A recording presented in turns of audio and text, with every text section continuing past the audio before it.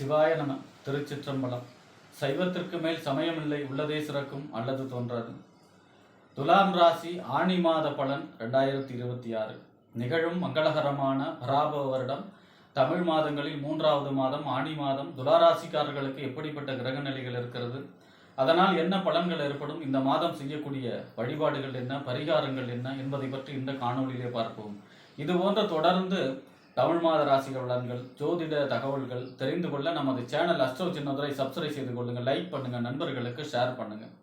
அதாவது பார்த்தீங்கன்னா, சூரியன் மிதுன ராசியில் சஞ்சரிக்கக்கூடிய காலம் தான் இந்த ஆணி மாதம்.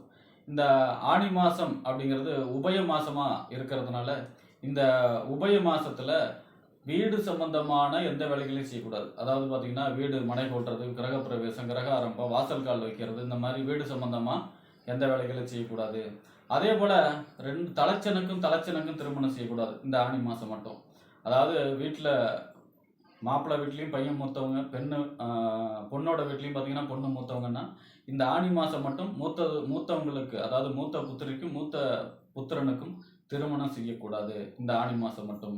இந்த ஆணி மாதம் 8ஆம் நாள் ஆணி திருமஞ்சனம், நடராஜர் அபிஷேகம். நடராஜரை அன்றைய தினம் தரிசிக்க வேண்டும், அபிஷேகம் செய்ய வேண்டும், அபிஷேகத்தை பார்க்க வேண்டும். இந்த பிரபஞ்சமே நடராஜருடைய நடனத்தில் தான் இயங்குது பிரபஞ்சமே. ஆக நம்மளுடைய தொழில் முடக்கமாக இருந்தாலும் சரி, நம்மளுக்கே அடுத்தது என்ன செய்யணும்னு தெரியாமல் இருந்தாலும் சரி, அன்றைய தினம் நடராஜருடைய வழிபாடு, அவருடைய அபிஷேகத்தை பார்ப்பது மிகுந்த யோக பலனை தரும். ஆணி மாதம் 10ஆம் தேதி சக்கரத்தாழ்வார் ஜெயந்தி. சக்கரத்தாழ்வாரை அன்றைய தினம் அபிஷேகம் செய்து வழிபாடு செய்வதும் சுதர்சன ஹோமம் செய்வதற்கும் மிக அற்புதமான நாள். அன்றைய தினம் பார்த்தீங்கன்னா, சக்கரத்தார் வழிபாடு செய்யும்போது நம்மை விட்டு தீய சக்திகள் எல்லாம் விலகும். சுதர்சன ஹோமம் செஞ்சால் வீட்டில் இருக்கக்கூடிய தீய சக்திகள் எல்லாம் விலகும். ஆக மிகச் சிறப்பான வழிபாடு, சக்கரத்தார் வழிபாடு செய்வதற்கு சிறப்பான நாள். அடுத்ததாக பார்த்தீங்கன்னா, ஆணி மாதம் 15ஆம் தேதி வட சாவித்திரி விரதம். அதாவது பார்த்தீங்கன்னா, அன்றைய தினம் விரதம் இருந்து சத்தியவான் சாவித்திரியுடைய கதையை பாராயணம் செய்பவர்களுக்கு தீர்க்க சுமங்கல் யோகம் கிடைக்கக்கூடிய நாள். ஆக இப்படிப்பட்ட சிறப்பு வாய்ந்த இந்த ஆணி மாசத்திலே துளாராசியை பொறுத்த வரைக்கும் உங்கள் ராசிநாதன் சுக்கிரன். உங்கள் ராசிக்கு 8ஆம் இடத்துக்கு அதிபதியும் சுக்கிரன் தான். இந்த சுக்கிரன் உங்கள் ராசிக்கு 10ஆம் இடத்துல சஞ்சரிக்கிறார் குருவோட சேர்ந்து. உங்கள் ராசிநாதன் குரு அசுரகுரு, தேவகுரு பிரகஸ்பதியோட சேர்ந்து 10ஆம் இடத்துல உச்சமாக, அதாவது தேவகுரு உச்சமாக இருக்கக்கூடிய இடத்துல உங்கள் ராசிநாதனும் சஞ்சரிக்கிறார். அதாவது பெரும் பணத்துக்கு அதிபதி குரு, கையிருப்பு பணத்துக்கு அதிபதி சுக்கிரன். அப்போ இவங்க 2 பேருமே 10ஆம் இடத்துல சஞ்சரிப்பது நன்மையான பலனை தரும். உங்கள் ராசிநாதன் 10ல் சஞ்சரிப்பது நன்மை. என்ன நன்மை? தொழில் வளர்ச்சி, தொழில் பிரம்மாண்டமாக வளரக்கூடிய அமைப்பு, தொழிலில் வாடிக்கையாளர்கள் பெருகக்கூடிய அமைப்பு, உங்களுக்கு பதவி அல்லது பொறுப்பு கிடைக்கக்கூடிய அமைப்பு, அதே மாதிரி பார்த்தீங்கன்னா பதவி உயர்வு கிடைக்கக்கூடிய அமைப்பு. சுக்கிரன் 10ல் சஞ்சரிக்கும் பொழுது வாகனத்தை தொழிலாக செய்பவர்களுக்கு யோகமான காலம். திருமண முயற்சிகள் கை கொடுக்கும். புகழ், அந்தஸ்து, கௌரவம் உயரும். 10ஆம் இடத்துல சுக்கிரன் 20ஆம் தேதி வரை சஞ்சரிக்கிறார். பிறகு 11ஆம் இடத்துல சஞ்சரிக்கிறார். 11ஆம் இடம் லாபஸ்தானம், மூத்த சகோதர ஸ்தானம், அபிலாஷைகள் பூர்த்தியாகக்கூடிய இடம், நெருங்கிய நட்பு வட்டாரங்களை சொல்லக்கூடிய இடம். 11ல் ராசிநாதன் சஞ்சரிப்பது மிகுந்த நன்மை. கேதுவோட சேர்ந்து சஞ்சரிக்கிறார். அதனால பார்த்தீங்கன்னா, கேதுவோட சேர்ந்து சஞ்சரிக்கிறதுனால கொஞ்சம் அதனுடைய, ஏன்னா கேது எந்த வீட்டில் இருந்தாலும் சரி, எந்த கிரகத்தோடு சேர்ந்தாலும் சரி, அதனுடைய பலனை தடுக்கும், சுருக்கும். அப்போ 11ல் சுக்கிரன் கேதுவோட சேர்ந்து சஞ்சரிக்கிறதுனால 11ஆம் இடம் லாபஸ்தானங்கிறதுனால விநாயக பெருமானுடைய வழிபாடு செய்வது சிறப்பு. விநாயக பெருமான் 20ஆம் தேதிக்கு அப்புறம் விநாயக பெருமானுடைய வழிபாடு செய்தால் சுக்கிரன் மிக அற்புதமான பலனை தருவார். அதாவது விநாயகருக்கு தேங்காய் நிலை திங்கட்கிழமை விளக்கேற்றி, அதே போல் அருகம்புல் சாற்றி வழிபாடு செய்யும்போது யோகத்தை செய்யும். அதாவது 8ஆம் இடங்கிறது எதிர்பாராத அதிர்ஷ்டம், எதிர்பாராத நஷ்டம் ரெண்டையும் சொல்லும்.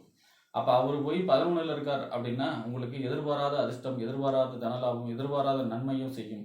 அதேமாதிரி ராசி அதிபதி 11ல் இருக்காருன்னா நீண்ட நாள் கோரிக்கைகள், நீண்ட நாள் ஆசைகள் எல்லாம் நிறைவேறக்கும் 20ஆம் தேதிக்கு அப்புறம். ஆக விநாயக பெருமான் வழிபாடு செய்தால் போதும். அடுத்ததாக பார்த்தீங்கன்னா, உங்கள் ராசிக்கு 2ஆம் இடம் வாக்கு, தனம், குடும்பம், வருமானம் அப்படின்னு சொல்லக்கூடிய 2ஆம் இடத்திற்கும் 7ஆம் இடம் என்று சொல்லக்கூடிய வாழ்க்கை துணை ஸ்தானம், கணவன் அல்லது மனைவி ஸ்தானம், நண்பர்கள் ஸ்தானம், கூட்டுத் தொழில், சமூகம், வாடிக்கையாளர்களை சொல்லக்கூடிய இடம். இந்த 2க்கும் 7 கூடிய செவ்வாய் 7ஆம் இடத்துலேயே 6ஆம் தேதி வரை சஞ்சரிக்கிறார். பிறகு உங்கள் ராசிக்கு 8ஆம் இடத்துல சஞ்சரிக்கிறார். பொதுவாக 2ஆம் இடத்து அதிபதி 8ல் சஞ்சரிப்பது நன்மை இல்லை.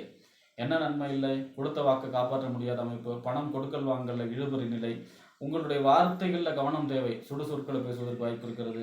7ஆம் இடத்து அதிபதி 8ல் இருக்காருன்னா வாழ்க்கை துணையிடம் விட்டு கொடுத்து செல்ல வேண்டும். வாழ்க்கை துணை வழியாக சண்டை சச்சரவுகள் ஏற்படுவதற்கு வாய்ப்பு இருக்கிறது. கவனமாக இருக்க வேண்டும். நண்பர்களிடம் கவனமாக இருக்க வேண்டும். கூட்டு தொழிலில் பார்ட்னர்கிட்ட கவனமாக இருக்க வேண்டும். எத்தனாம் தேதி? 6ஆம் தேதிக்கு மேலே. அப்போ பார்த்தீங்கன்னா இந்த மாதம் முருகப்பெருமானுடைய வழிபாடு செய்ய வேண்டும். செவ்வாய்க்கிழமையில முருகப்பெருமானுக்கு அரளிப்பூ சாத்தி நெய்விளக்கு ஏற்றி வழிபாடு செய்யும் பொழுது உங்களுக்கு யோகமான நல்ல பலன்களை செய்யும். வண்டி வாகனங்களில் மட்டும் கவனமாக இருக்க வேண்டும். செவ்வாய் கொஞ்சம் அனுகூலமாக இல்லை. அதனால முருகப்பெருமான் வழிபாடு செய்வது துளாராசிக்காரர்களுக்கு யோகத்தை செய்யும்.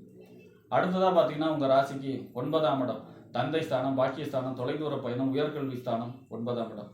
12ஆம் இடம்ங்கிறது விரயஸ்தானம், அயன சயன போகஸ்தானம். இந்த 9க்கும் 12க்கும் உடையவர் புதன். புதன் உங்கள் ராசிக்கு 9ஆம் இடத்திலேயே ஆட்சி பெற்று செஞ்சிருக்கிறார். 9ஆம் அதிபதி 9ல் ஆட்சி, மிகப்பெரிய யோகம், நன்மை. எப்படி நன்மை அப்படின்னா வெளிநாடு சம்பந்தமான முயற்சிகள் கை கொடுக்கும். கமிஷன் ஏஜென்சி தொழில் செய்பவர்களுக்கு யோகமான காலம். ஏன்னா புதன் 9ல் 8ஆம் தேதி வரை செஞ்சிருக்கிறார். பிறகு பார்த்தீங்கன்னா 10ஆம் இடத்துல செஞ்சிருக்கிறார். 15ஆம் தேதி வக்கரமாகி மீண்டும் 23ஆம் தேதி வரை 10ஆம் இடத்துல செஞ்சரிச்சு மீண்டும் 9ஆம் இடத்திலேயே ஆட்சி பெற்று சஞ்சரிக்க போகிறார். 9, 10லேயே சஞ்சரிக்க போகிறார். அதனால தொழில் சம்பந்தமான கமிஷன் ஏஜென்சி தொழில் செய்பவர்களுக்கு யோகம். அதே நேரத்தில் தந்தை வழி அனுகூலங்கள், ஆதாயங்கள் கிடைக்கக்கூடிய அமைப்பு, உங்களுக்கு ஏதாவது பதவி பொறுப்பு எல்லாம் கிடைக்கக்கூடிய அமைப்பு, இந்த மாதிரியான நன்மையான பலன்கள் அதிக அளவு நடைபெறும். தொழிலுக்காக சுப செலவு செய்யக்கூடிய அமைப்பும் இருக்கிறது. இப்போ பார்த்தீங்கன்னா புதனும் மிக அற்புதமான பலன்களை தரத்தான் இருக்கிறார். அடுத்ததாக உங்கள் ராசிக்கு 11ஆம் இடத்து அதிபதி. 11ஆம் இடங்கிறது லாபஸ்தானம், மூத்த சகோதரஸ்தானம், அபிலாஷைகள் பூர்த்தியாகக்கூடிய இடம். இந்த 11ஆம் அதிபதி சூரியன் உங்கள் ராசிக்கு இந்த மாதம் ஃபுல்லாக 9ஆம் இடத்துல சந்திக்கிறார். எப்பெல்லாம் 9, 11 சம்பந்தப்படுதோ 9 பாக்கியம். அப்போ எதிர்பாராத தனலாபம், எதிர்பாராத அதிர்ஷ்டம், தெய்வ அருளால் உங்களுக்கு நடக்க வேண்டியதெல்லாம் கரெக்டாக நடக்கக்கூடிய அமைப்பு, அனைத்து விதமான சுபகாரியங்களும் நடக்கக்கூடிய அமைப்பு, பாக்கியங்கள் அதிர்ஷ்டங்கள் துணை புரியக்கூடிய அமைப்பு, ரேஸ் லாட்ரி இந்த மாதிரியான எதிர்பாராத தனலாபத்தை கொடுக்கக்கூடிய மாதமாகவும் இந்த ஆனி மாதம் துளாராசிக்காரர்களுக்கு அமைகிறது. ஆக இந்த மாதம் செவ்வாய் அனுகூலமாக இல்லை. அதனால் முருகப்பெருமானுடைய வழிபாடு, சுக்கிரன் கேதுவோட சேர்றதுனால மகாலட்சுமி வழிபாடு, அதே போல் பார்த்தீங்கன்னா விநாயகப் பெருமான் வழிபாடு. இந்த வழிபாடுகள் செய்யும் பொழுது இந்த ஆனி மாதம்ங்கிறது உங்களுக்கு மிக அற்புதமான, அதாவது பார்த்தீங்கன்னா அதிர்ஷ்டத்தை தரக்கூடிய, எதிர்பாராத அதிர்ஷ்டத்தை தரக்கூடிய, அதே நேரத்தில் பொருளாதார சம்பந்தமான வளர்ச்சி தரக்கூடிய, தொழில் சம்பந்தமான வளர்ச்சி தரக்கூடிய, வெளிநாடு சம்பந்தமான முயற்சிகளில் வெற்றியை தரக்கூடிய, தந்தை வழி அனுகூலங்களை தரக்கூடிய மாதமாக, பதவி அல்லது பொறுப்பு உங்களுக்கு கிடைக்கக்கூடிய மாதமாக இந்த ஆனி மாதம் துளாராசிக்காரர்களுக்கு அமையும் என்று கூறி விடைபெறுகிறேன். நன்றி, வணக்கம்.